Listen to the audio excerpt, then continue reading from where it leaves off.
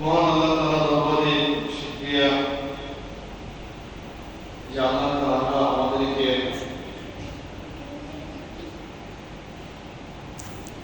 এই সফর মাসের 20 তারিখে জুমা আদায় করার জন্য আল্লাহ তাআলা ঘরে আসার তৌফিক দিয়েছে। আল্লাহ তাআলা সুস্থ রেখেছেন, হায়াতে রেখেছেন, সমস্ত কাজ থেকে বিরত রেখে আল্লাহ তাআলা ঘরে আসার তৌফিক দিয়েছেন। আলহামদুলিল্লাহ।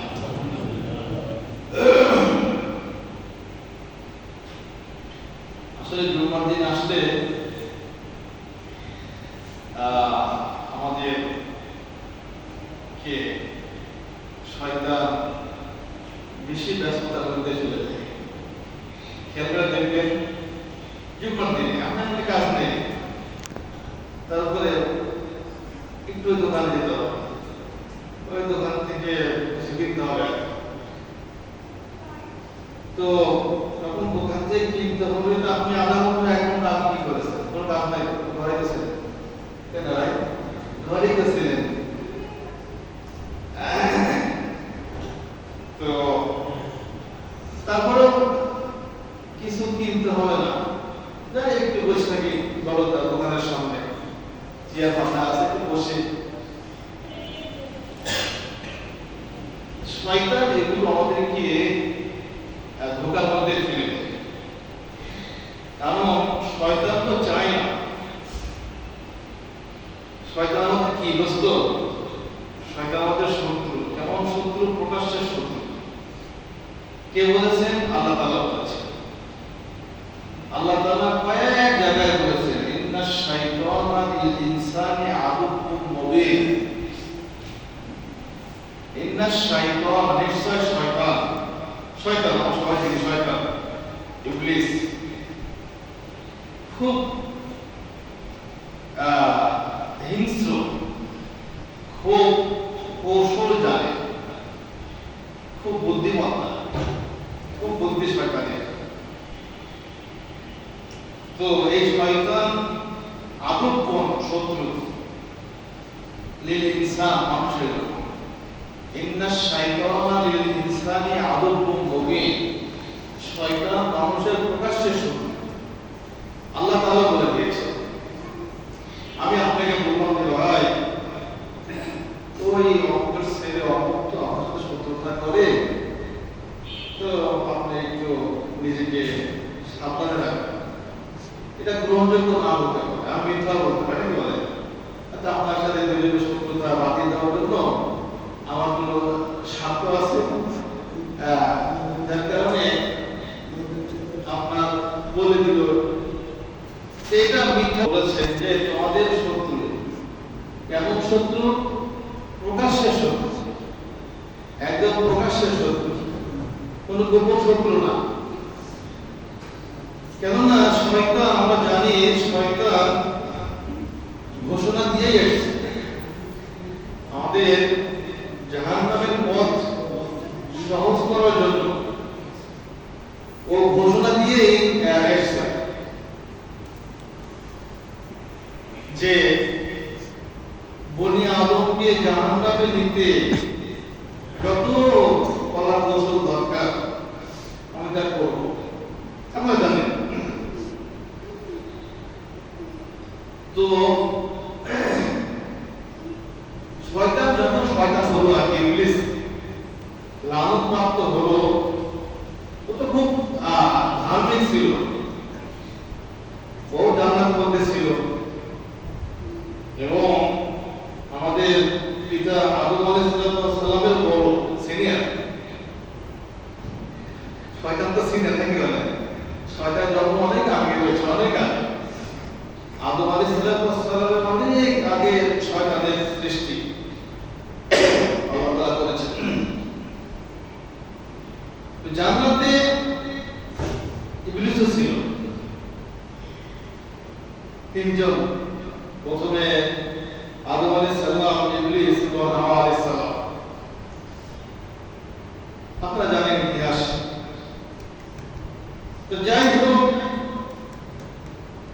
নির্দিষ্ট কারণে আল্লাহ তাআলা জান্নাত থেকে বের করে দিলেন তিনজনকে। তো তখনই শয়তান চ্যালেঞ্জ করলো, আল্লাহ তাআলার কাছে আবদার করলো। যখন আল্লাহ বললেন যে ফাসাদাদু ওয়া ইযা ক্বালাল মালাইকাতু ইন্নী জাইল, অনেক কথা এখানে সৃষ্টি করা হলো। আল্লাহ বললেন তোমরা সবাই সিজদা করো, সিজদা করলো সবাই ইল্লা ইবলিস। ইবলিস করলো না, ওই চালাক খুব বুদ্ধি। দেখবেন যে আমাদের সমাজে কিছু মানুষ আছে খুব বুদ্ধি, আপনি ভালো কথা ভালো নেবে না, আপনি ভালো কথা ভালো করে নেবে না, খুব বুদ্ধি, নিজেকে অনেক বুদ্ধিমান মনে করে, আসলে বোকা। তো সবাই সিজদা করলো, ইবলিস করলো না। কেন করলো না তুমি সিজদা? আমি হুকুম দিলাম সিজদা করার জন্য। সবাই একদম সাইয়্যিদুল মালায়েকা থেকে শুরু করে সমস্ত ফেরেশতারা সিজদা করলো, তুমি কেন করলে না? ও তখন যুক্তি খারাপ করলো। দেখবেন যে কিছু লোক আছে এরকম যুক্তি দিয়ে আপনার ভালো কথা আপনি বলছেন, ভালো কথা, কিন্তু যুক্তি খারাপ হবে। নিজের একটু এই মঙ্গলবাজে বুদ্ধি দিয়ে যুক্তি খারাপ হয়, কি করবো এইটা এরকম করে আর কি। তো না আমরা আমাকে চিন্তা করবো কেন? আমি তো আগুনের তৈরি, ও মাটির তৈরি। আগুন তো উপর দিকে যায়, মাটি নিচের দিকে আসে। আমি এত ইবাদত করেছি তোমার, আমি ওকে খলাকতানি মিন নার ওয়া খলাকতাহু মিন তিন, আপনি আমাকে আগুন দিয়ে বানিয়েছেন আর ওকে বানিয়েছেন মাটি দিয়ে। তো আগুন তো সবসময় উপর দিকে থাকে, তা আমি কেন চিন্তা করবো? এরকম যুক্তি খারাপ শুরু করবো। তখন আল্লাহ বললেন যে তোর লানত, তুই বেরিয়ে যা, বেরিয়ে যা। তখনই শয়তান ওই যে কিছু জিনিস চেয়ে নিল, যে আল্লাহ আমাকে কিয়ামত পর্যন্ত হায়াত দিতে হবে। আল্লাহ বলে দিলাম তোকে হায়াত, তোর লম্বা হায়াত, তুমি মরবি না সহজে, কিয়ামত পর্যন্ত থাকবি। আল্লাহ আমি যেন একদম চোখের পলকের মধ্যে পৃথিবীর এক প্রান্ত থেকে আরেক প্রান্ত যেতে পারি, খুবই মানে আপনার দ্রুত যান। ঠিক আছে, তাহলে দেওয়া হলো চোখের পলকে যেখানে পড়েছে সেখানে যাবে। আল্লাহ আমাদের মানুষের সিনা ও খুশিদায় প্রবেশ করতে পারি, ঠিক আছে। যখন এগুলো পেয়ে গেল, ও মনে করলো যে আর কি, এর চেয়ে বেশি আর কি লাগে। তখন ওই শয়তান আল্লাহ তাআলার সাথে চ্যালেঞ্জ করলো যে আল্লাহ, যেই আদমের কারণে আজকে আমি লানত প্রাপ্ত হয়ে গেলাম, তোমার অসন্তুষ্টি, তোমার লানত, তোমার গজব আমার উপরে, জাহান্নাম ওয়াজিব আমার জন্য হয়ে গেল, নিশ্চিত জাহান্নামে আমি, আমার জন্য জান্নাত হারাম হয়ে গেল, আমি কোনোদিন জান্নাতে যেতে পারবো না। তো যেহেতু আমার কপাল এতটাই পড়লো, তো যার কারণে আমার এই দশা, আমার এই অবস্থা, তার সন্তানেরা কি করে জান্নাতে যায়, আমি তাদের জান্নাতে যাওয়ার বাধা হয়ে দাঁড়াবো। এবার চ্যালেঞ্জ করে শয়তান আবার সেখান থেকে চ্যালেঞ্জ করে আসলো শয়তান, অনেক কথা। তো সেই শয়তান তো আছে, বলে যাবে ভুলে গেছে, বলে যায় সেই শয়তান আমাকে আপনাকে আল্লাহ তাআলা সন্তুষ্টির পথে বাধা হয়ে দাঁড়ায়। আপনি যখনই ভালো কাজে দাঁড়াবেন, যখনই ভালো কাজের জন্য আপনি একটু অগ্রসর হবেন, শয়তান দাঁড়িয়ে যাবে। বিভিন্ন আপনার অজুহাত, বিভিন্ন পন্থা আপনার সামনে দাঁড় করিয়ে দিবে। আপনিও দেখবেন তাই তো, এটা তো ভালো, আজান হয়েছে, আল্লাহ বলছেন যে ইয়া তুমি কাকে তেলাওয়াত ফজর হবে, আর ফজর তেলাওয়াত করেছে ইয়া তুমি সালাত কিয়ামুল জুমআ। জুমার আজান হইলে দ্রুত ফাসাআউ ইলা যিকরিল্লাহ, ফাসাআউ সাইকুল হাদিরিন। আল্লাহ বললেন, আল্লাহ কি বললেন? জুমার আজান হয়ে গেলে রাতেরই করো না।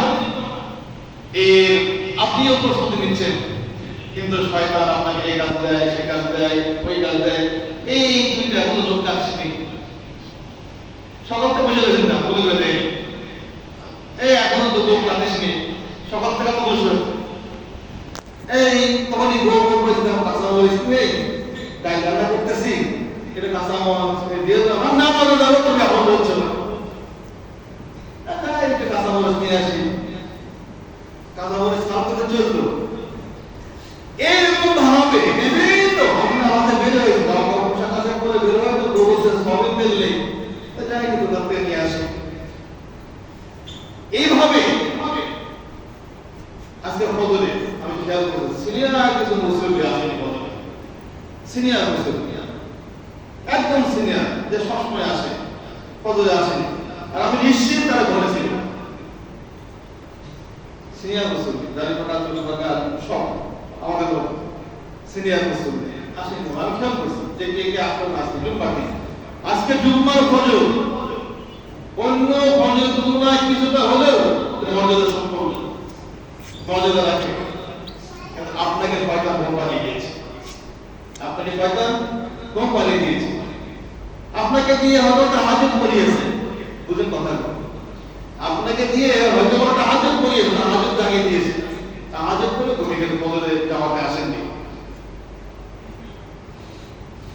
একজন সাহাবা ফজরে আসেনি, একজন সাহাবা ফজরে আসেনি, রাসূল করিম সাল্লাল্লাহু আলাইহি ওয়াসাল্লাম ফজর করে খবর দিলেন যে ও আসেনি কেন, খবর নাও। তো তার বাড়িতে খবর নিয়ে জানা গেল তার মা বলছে যে সে সারা রাত তাহাজ্জুদ করেছে, রাতে ঘুমায়নি, রাত্রিতে ঘুমায়নি, তাহাজ্জুদ করেছে।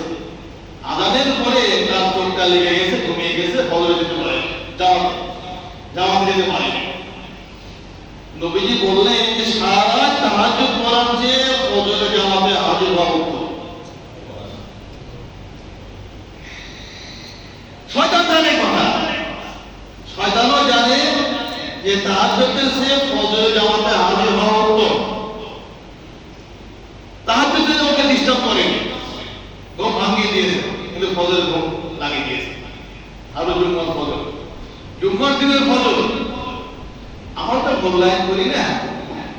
জুম্মার দিনে অনেক ফজিলত আছে, আর আমাদের জন্য একটা ফজিলত আল্লাহ তাআলা লিখে দিয়েছেন। হাদিস এবং কোরআনের বিভিন্ন অংশ একত্রিত করলে 15টি কারণ পাওয়া যায়, দেখা যায় যে 15টি কারণে একজন মানুষকে পরকালে সে মুক্তি পাবে বা জান্নাতি হবে, এই মর্মে আশা রাখা যায়, এই মর্মে আশা রাখা যায়। বিভিন্ন জায়গায় বিভিন্ন হাদিসের কিতাব, আল্লাহর আয়াত, আল্লাহ তাআলার কোরআনের আয়াত, হাদিসের অংশ থেকে যদি একত্রিত করা হয় তাহলে 15টি জিনিস পাওয়া যায়। তার মধ্যে একটি হচ্ছে যে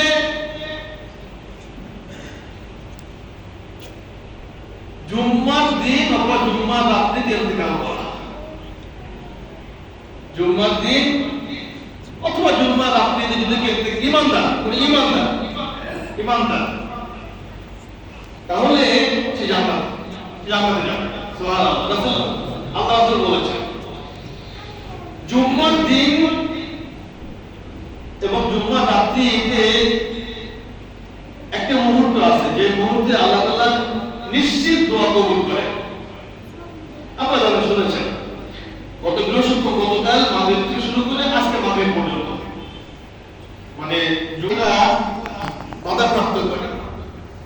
আল্লাহ কি বললেন? আজ আজান হয়ে গেলে দ্রুত আসো,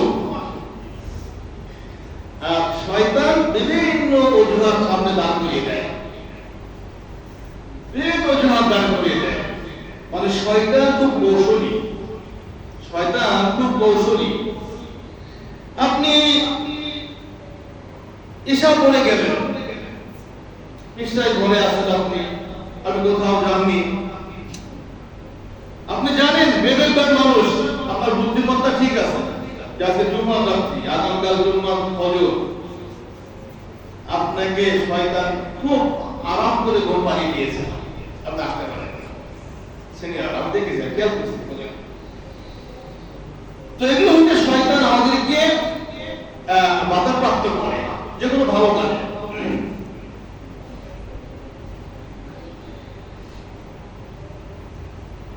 মৃত্যুর আগে শয়তান আমাদেরকে ঈমান হারা করার চেষ্টা করে। মৃত্যুর আগে যখন জাকাতদারি শুরু হয়,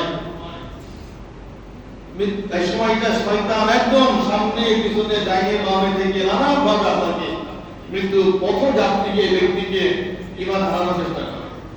কেননা এই সময় যদি ঈমান নষ্ট করতে পারে, একদম সাকসেস, পূর্ণ সফলতা হয়ে যায় শয়তান, যে একজন মানুষকে ঈমান হারা করে কবরে নিয়ে গেল।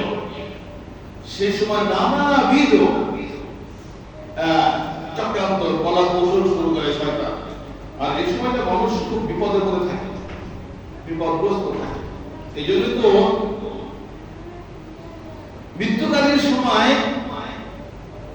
খুব বেশি পিড়াপিড়ি না করা, এই কালে বলো, এই কালে বলো, এই কালে বলো, এরকম না, তালকিন করা। অর্থাৎ এই মৃত্যু পথযাত্রী মানুষের কাছে জুড়ে জুড়ে কালে বলা, আশহাদু আল্লা ইলাহা ইল্লাল্লাহ ওয়াহদাহু লা শারীকা লাহু ওয়া আশহাদু আন্না মুহাম্মাদান আবদুহু ওয়া রাসূলুহু ওয়া লা ইলাহা ইল্লাল্লাহ মুহাম্মাদুর রাসূলুল্লাহ। আপনার এই কথা শুনে যদি সে একবার বলে ফেলে, একবার লা ইলাহা ইল্লাল্লাহ মুহাম্মাদুর রাসূলুল্লাহ, বাস আপনি স্টপ হয়ে যাবে, আর তার কি না, একবার বলে ফেলে যাওয়ার দরকার নেই। একবার আশহাদু আল্লা ইলাহা ইল্লাল্লাহ বলে ফেলেছে, আর দরকার নেই তার কি। আপনি শব্দ আপনার কানে আসেনি, সে ঠোঁটটা নাড়িয়েছে, ঠোঁটটা নাড়িয়ে কি যেন বললো, আপনি ধরে নেবেন ও কালো করেছে, তালকি বন্ধু হয়ে যাবে। পিড়াপিড়ি না করা। আমাদের কিছু ইয়ে আছে যে মৃত্যুকালীন সময় মুখে পানি দেওয়া, মুখে পানি, ফলের জুস, দুধ, এগুলো দেওয়ার চেষ্টা করি না, এতে করে বিরক্ত হয়, অনেক খায় না, খেতে পারে না। তার কালেমা ইমানের পথে আপনার বাধা হয়ে যায়। এই বড় ছেলে দুধ খাওয়া, ছোট ছেলে দুধ খাওয়া, করোনা হয়ে যেত, একটা জুস খাওয়া, সারা জীবন খাওয়ায়নি, যখন প্রয়োজন ছিল তখন খাওয়ায়নি। বাবা আমার একটু ফলের জুস খেতে মনে চেয়েছে, ও কোনোদিনও খাওয়ায়নি। যখন মা বাপ মৃত্যু পথযাত্রী, তখন জুস নিয়ে আসছে, তুলে দিচ্ছে মুখে, খেতে পারে ওকে, যা বুঝে দেখেছি। মরার আগে আপনার মুখে দুধ দিয়ে দুধটা ভিতরে যায়নি, আপনার এই মুখের ভিতরে দই হয়ে গিয়েছে। যখন গোসল দেওয়ানো হয় তখন সাপোর্ট কি দেখা যাবে, একদম দুধটা দইয়ের মতো দারুণ, মানে চাপা লেগে গেছে, খেতে পারেনি। অথচ মরার আগে জীবন মানে সুস্থ অবস্থায় কত কেঁদেছে, আমাকে দুধ খাওয়া আগে বলতো বোমা, এর গরম দুধ করে দিবা, কোনোদিন দেয়নি। মরার সময় গরম মানে দুধ খেতে চেয়েছিল। এগুলো করতে গিয়ে তার মৃত্যুর যন্ত্রটা বাড়িয়ে দেয়, খাবারটা গলে আটকে থাকে।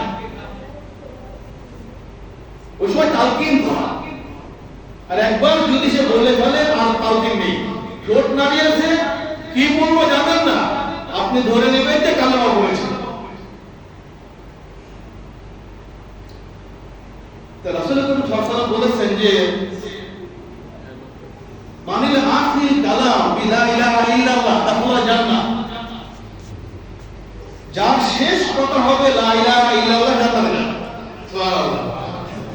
শেষ কথা, শেষ কথা যদি লা ইলাহা ইল্লাল্লাহ বলে, নাসাই শরীফে হাদিস, অনেক কিতাবে এসেছে, মানিল আখির কালাম, যার শেষ কথা হবে লা ইলাহা ইল্লাল্লাহ দাখালা জান্নাহ, জান্নাতে যাবে। নবীজি বলেছেন শেষ কথা, আপনার সব কাজ শেষ, আপনি আমার ঘুমাবেন, একবার কালেমা বলেন না, শয়তান এসে বাধা দেয়, না আপনি টিভি দেখবেন, না আপনি কেউ বিড়ি খায়, না কেউ আজেবাজে গল্প করে ইত্যাদি, না মোবাইল আজকাল যে একটা এই একটা বিপদের জায়গা মোবাইল নিয়ে।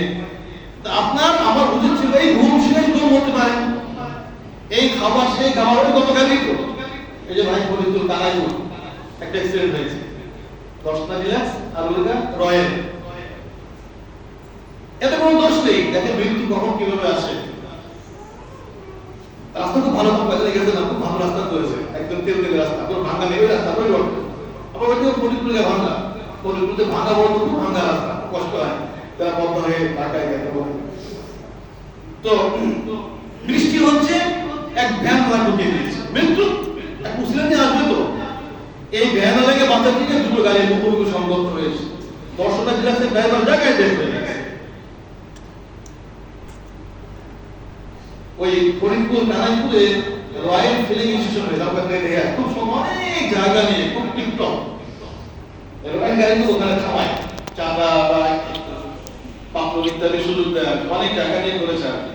সম্ভবত ওখান থেকে বের হয়েছে।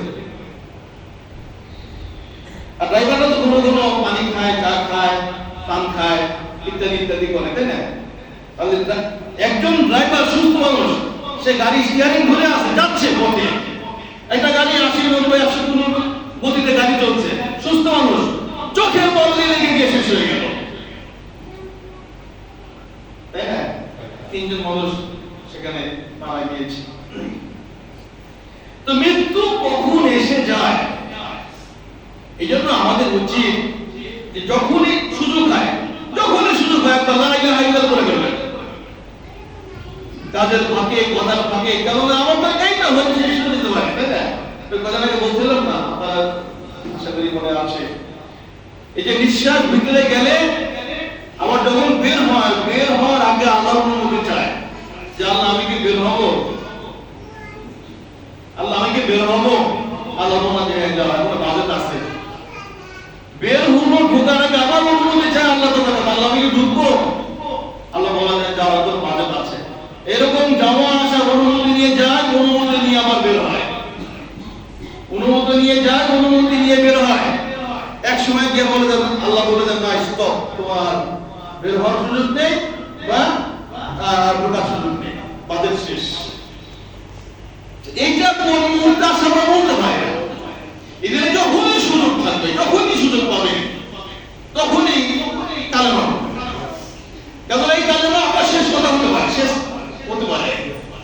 আপনি ঘুমাতে যাচ্ছেন, কালেমা পড়ে ঘুমান, যখনই ঘর থেকে বের হয়েছেন কালেমা পড়ে বের হন, কেননা এই বের হওয়া শেষ বের হওয়া হতে পারে, এই বের হওয়াটা শেষ বের হওয়া হতে পারে। এই জন্য শয়তান আমাদেরকে নানান উপায় আছে। এখনো ছেলে মেয়ে বাড়ি করতে পারলি না, এখনো ছেলে মেয়ে লেখাপড়া শেষ করলো না, এখনো দারিদ্র পাকেনি, এখনো বিয়ে করলি না, এরকম হয় কত করি। আমরা এটা আমি খুব খেয়াল করে শুনি বা পড়ি বা জানি। একটা লোক দুপুরে খাবার খেয়েছে, এই বললাম আমাদের বললাম দুপুরে খাবার খেয়েছে, সুস্থ মানুষ, বাড়ি থেকে অফিসে এসেছে,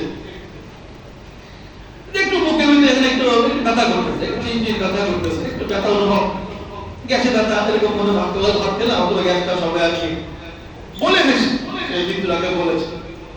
তো পাশে একটা ক্লিনিক মতো ডায়াগনোসিস সেন্টার আছে, ডাক্তার বসছে পাশে, একটা অফিসের পাশে, যা একটু দেখিয়ে আসে, একটু ডাক্তার রেখে একটা ডাক্তারকে বলে দেখি।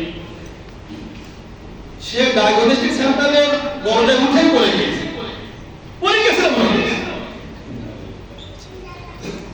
চিন্তা করেছেন তাহলে আমাদের মৃত্যুটা কত নিকটে। বেচারা সকালে অফিস থেকে খাবার নিয়ে, বাড়িতে খাবার নিয়ে অফিসে এসেছে, দুপুরে খেয়েছে, একেবারেই 38-39 বছর বয়স, তাহলে বুড়ো নাই, বেশি বুড়ো না, তাহলে বুড়ো হয়নি, জুয়ান মানুষ, যুবক। সে নিজে হেঁটে ডাক্তারকে দেখিয়ে আসে, গ্যাস কম করলো কি নাকি ব্যথা করতেছে, টেবিলে কাজ রেখে সে নিজে আসে টেস্টারি পরবার গিয়েছে। তাহলে মৃত্যু কত কাছে, কত নিকটে।